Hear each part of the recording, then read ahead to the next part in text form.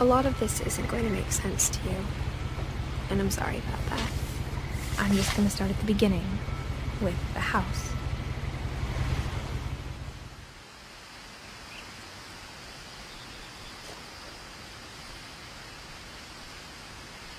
Someone had put up a chain link fence, but it looked like I wasn't the first person to hop it.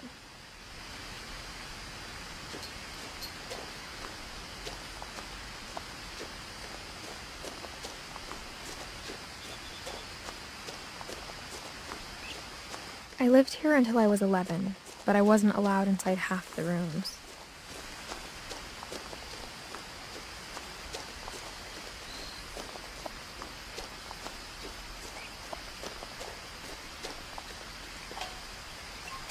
Inside the mailbox were bills from 7 years ago, marked urgent, open immediately.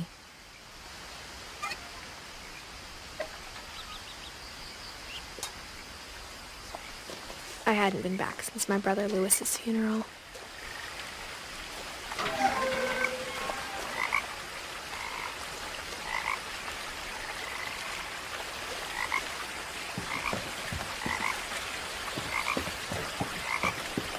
In her will, my mother left me a key, but didn't tell me what it unlocked. Maybe she thought I'd know. Or she thought that the mystery would be enough to bring me back.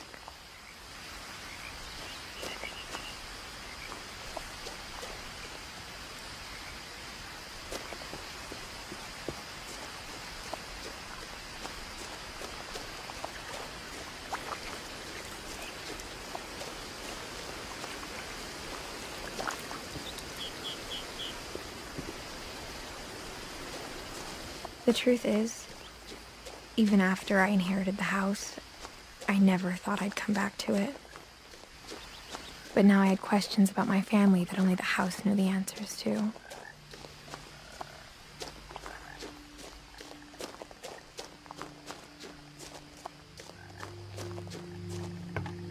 The woods around the house have always been uncomfortably silent, as if they're about to say something but never do.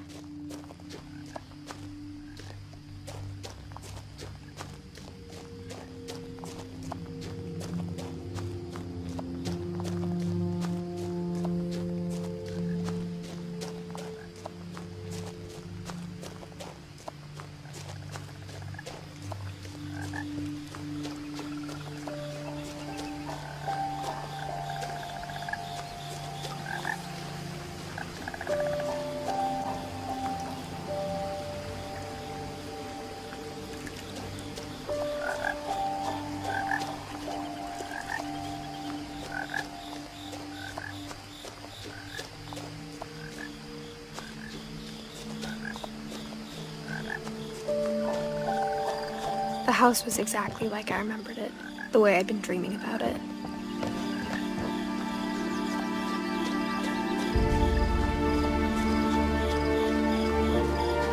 As a child, the house made me uncomfortable in a way I couldn't put into words.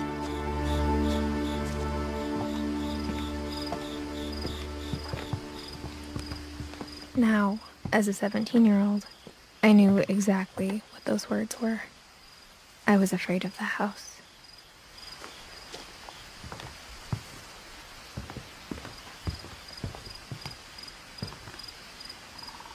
I hoped the key might unlock the front door. It didn't. Looking in, I felt like the house itself had been waiting for me.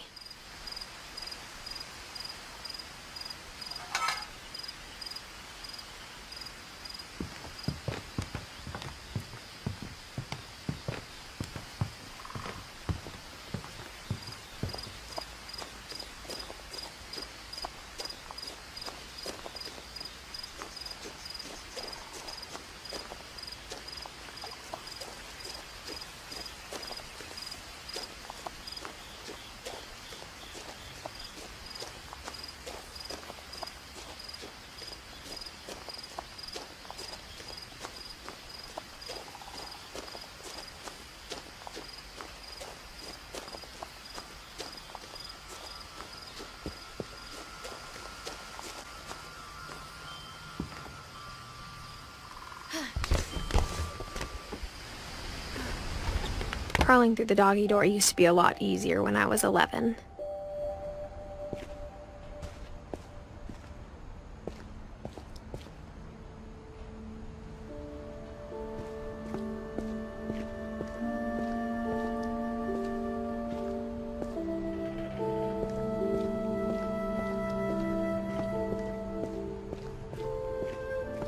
For the first time in years, I felt like I was home. But instead of a family, there were just memories of one.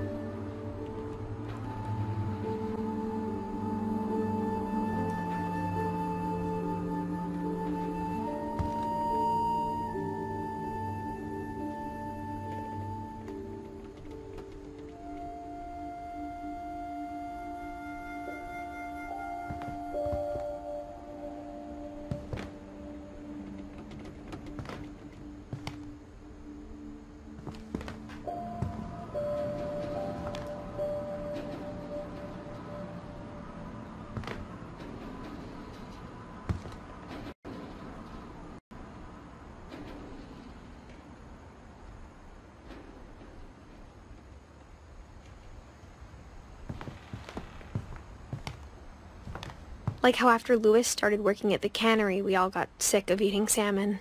Except our cat, Molly.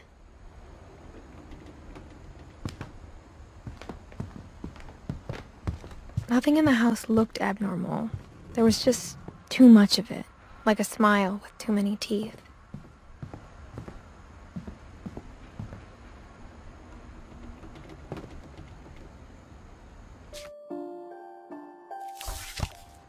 My mom wasn't much of an optimist, but she never stopped believing that my brother Milton was alive.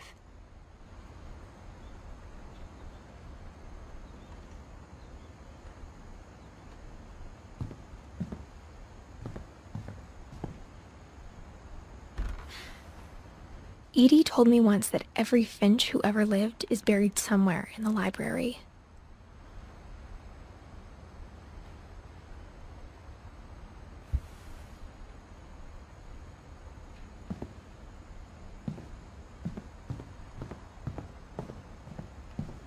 Mom always told me to stay out of the basement, so I wasn't too surprised when the key didn't fit.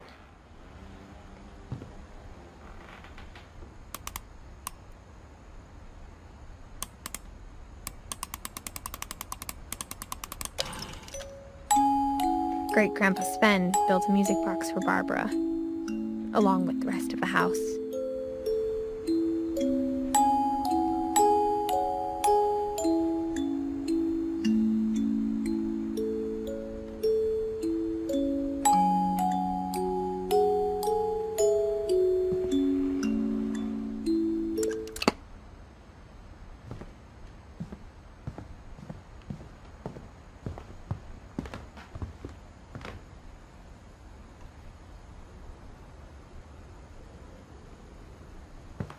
Even the fireplace had a story. Edie told me the bricks came from the original house, after it sank.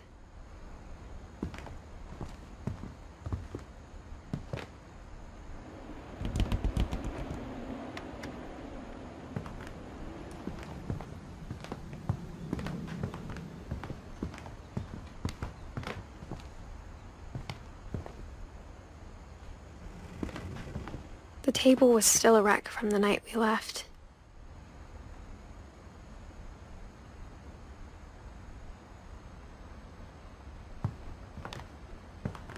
It was like a bomb had gone off, killing everyone but sparing the furniture.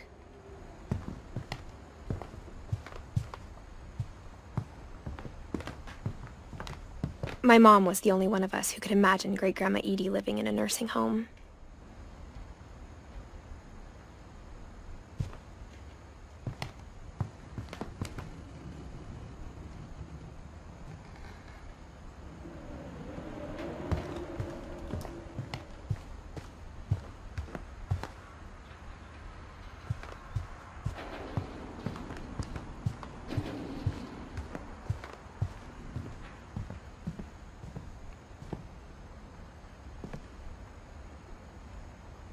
After Milton disappeared, Mom sealed up all the bedrooms.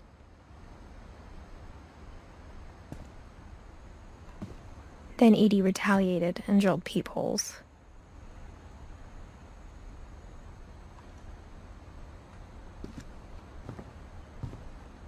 I spent a lot of time playing in Great Uncle Walter's room. I think my mom sometimes regretted not sealing it up. Louis told me there were secret passages, but I never believed him.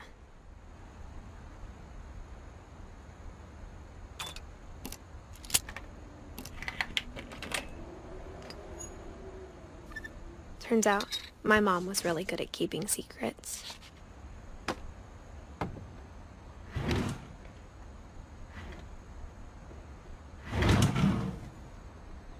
Now it was time to find out what my mom had been afraid of.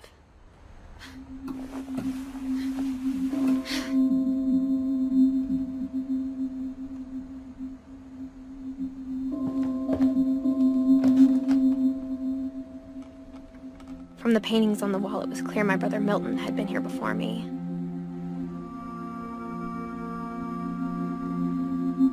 Reading this, maybe it sounds like I had a plan.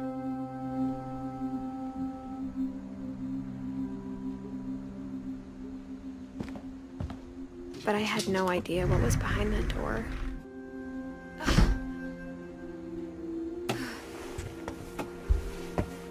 Just like I had no idea where all this was gonna lead.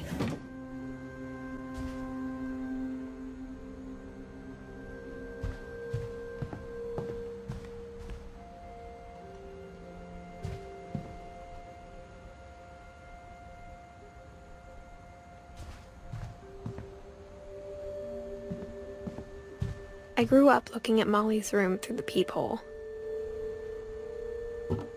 Molly's gerbil had a tiny bedroom with its own even tinier gerbil cage.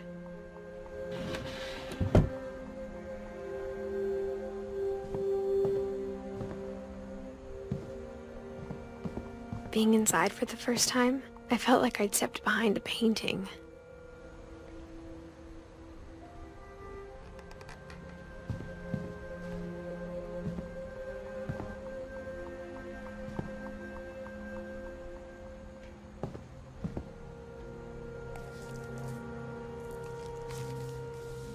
December 13th, 1947.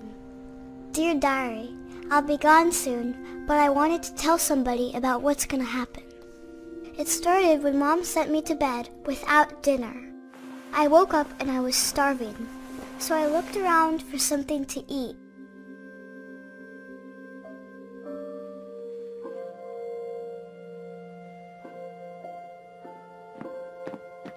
The gerbil food was dry, but I didn't mind it.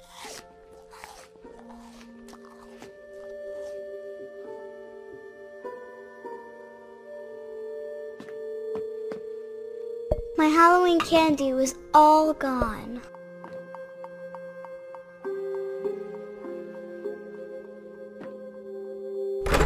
Mom, can I come out now? Sweetheart, it's late. Go to sleep.